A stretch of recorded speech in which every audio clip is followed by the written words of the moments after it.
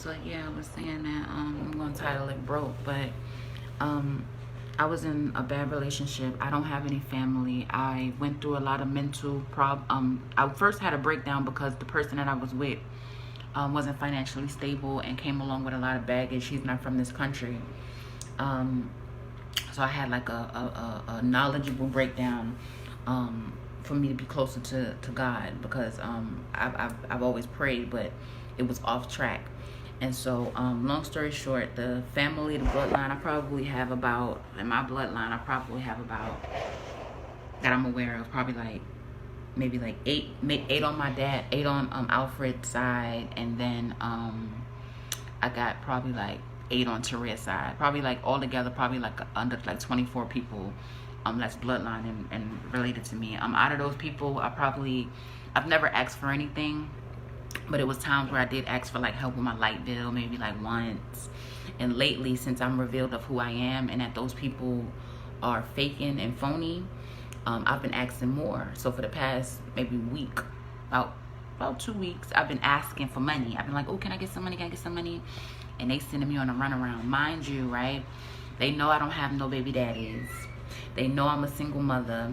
They know that I'm supposed to be, quote unquote, by the worldly standards, taking medication for schizophrenia, for bipolar, for schizoaffective disorder, on top of the fact that I'm morbidly obese. And so I'm on all type of housing and government assistance when it comes to my finances.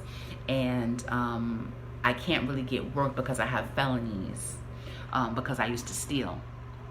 And so like I'm gonna say like 3 or 4 of the people in the 24 people that I just spoke about, and that's not 20, I'm gonna say 28 people, or maybe 22 people, 28 people, basically are millionaires. They have more than $500,000 in their bank accounts, and they choose not to help me at all. They choose to send me $200 at all, not at all. I had a whole conversation with a whole grown man that's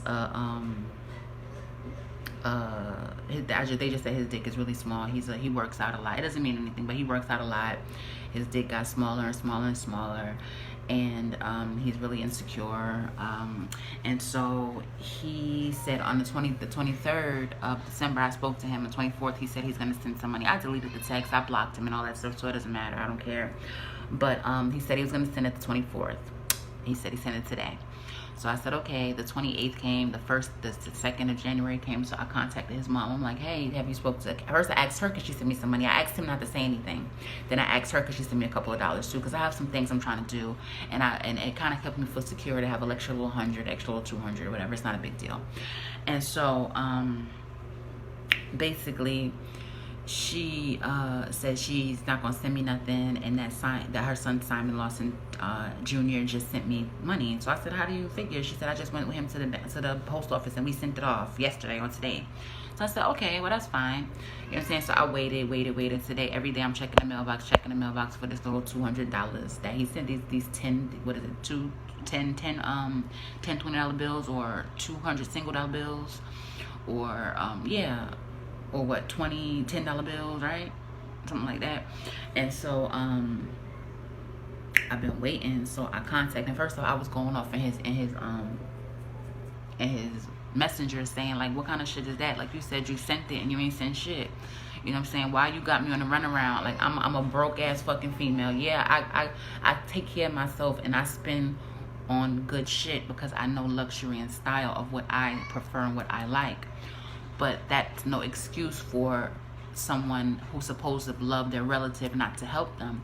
So that nigga had me waiting 2 weeks and didn't send nothing. So today he finally called, because I called on another number, and he answered. Or I text, and he texts, he calls me back, and he's like, oh, don't say that stuff to me. So I'm like, he's like, what's your unit number? I'm like, I sent the address. I gave him the address again. He's like, what's the unit number? I'm like, you are 45 years old, 48 years old. What are you talking about? What's the unit number? I gave you the unit number. And then he's like, don't be sending that stuff to me, messaging that stuff to me. I'm going to send it out today. I'm like, you said you sent it already.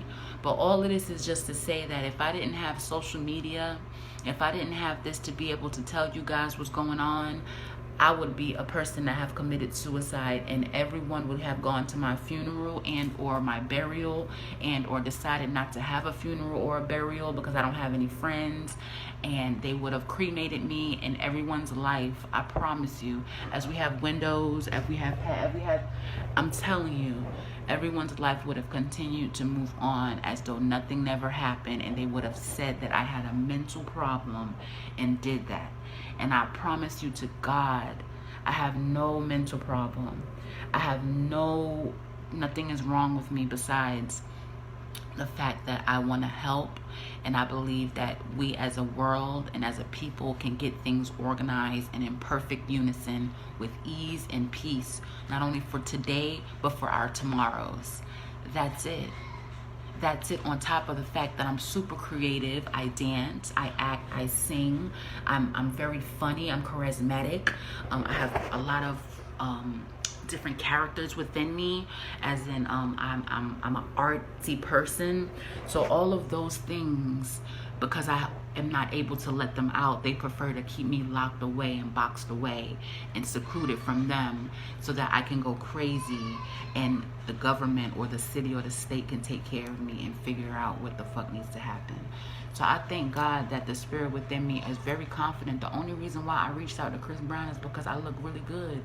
And when I was 20 years old and 19 and 22 and I was bigger than this, I still felt that way. And I still felt that if that man seen me, that man would want to fucking grab my ass and fuck the shit out of me, give me a baby and marry my ass forever and all fucking eternity.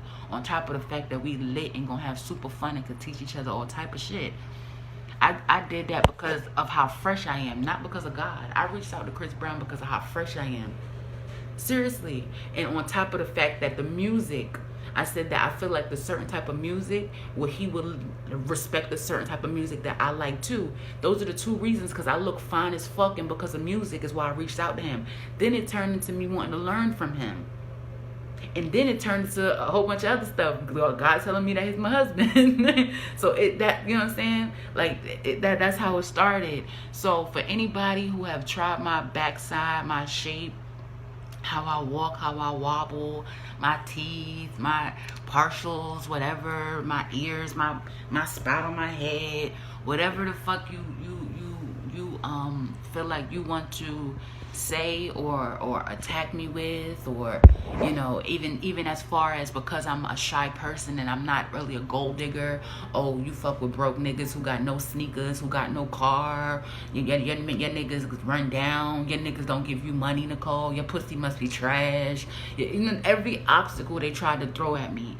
You know what I'm saying? Niggas who I deal with niggas who drunks and don't have shit. They got bummy sneakers and don't have no wallet. Never had a bank account type shit. Bum ass niggas, because I guess that's what my family felt that I deserved, because that's what hoards their spirit. That's what we wake up to every day, to hope that Nicole either committed suicide or she's going through some hardship, while they trying to figure out why they hate that so much. So they lie and say that they love me. Oh, I love you. Oh, I love you. Oh, I love you. But in their mind and in their heart, they want me to be dead. They want me not to have nothing. They want to have more than me. They want me to have less than. They want me to ask them for everything. They want me to ask them, can I go take a piss? Until they finally feel like, look, bitch, go take a piss by yourself. You ain't got to tell me. Till they tired. They want me to ask them for toilet tissue. They want me to ask them for pads. They really do. They really do. Because I'm not made to work in this regular world. I'm made to create and get people ready for the future. And that's not what them people wanted for me, because they want me to ask for everything. And I've never asked for nothing. And the Lord had to reveal to me, the first person I asked for something is Eartha Ballard. Eartha McFadden Ballard is the first person I specifically, the Lord said ask. I asked. I got ignored. All I'm saying is I never even want none of y'all shit. I swear to God. I swear to fucking God on the holy fucking Bible, where my Bible at. Right there. On the holy fucking Bible. Right there. That I don't want nothing from you guys. I never needed nothing from you guys. The things that I do is a little help. A help is always great. That's like me being in a pool. I could walk around in the pool, but a floaty will motherfucking help. Right? That part. So, The whole thing about it all is just to say that y'all probably gonna see a lot of text messages, a lot of people saying a lot of negative shit, a lot of people trying to target my character, my parenting, how I keep my home when I don't feel like cleaning it, or when I do feel like cleaning it, how I keep my body, how I eat, if I shave my pussy or if I don't shave my pussy, my tattoos and why I got them and why I don't got them, my little peach fuzz and why I don't shave the shit, my weave and why the shit look fucked up and I ain't wearing a lace front, my toes, you know what I'm saying, whatever, my nails, why your nails not done, bitch, get your teeth done, get your fucking fat ass arms fixed, all that shit. It's just hate, and I rebuke it all in Jesus' name. And that's even coming from males. Simon Lawson Jr. and Simon Lawson Sr., George Chavis III, and a whole bunch of others that come from them too. They're very insecure men who have nothing, no goals, no faith, no hope, nothing but sorrows. And I just had to come on and thank God for technology, for live, for Facebook, for social media, for communication and being able to socialize. So once again, I'm gonna name this Broke so that in the future I could just pull this shit up and I'll know where it's at. Besides that, I hope everybody's having a good day. Yeah, my baby crying in the background, but he's well taken care of because he has abundance of love from this body and his brothers. And so, besides that, thank you for listening. I hope y'all ate well. I hope you feel comfortable in your home. I hope you sleep well tonight. And I promise you to God, I thank Allah for his passion, for the power that he puts into people. And I thank Jehovah Jireh for the ray of sunlight. And I thank myself for trusting God. And I thank you for watching right now. And I love you, and I hope you have a good evening.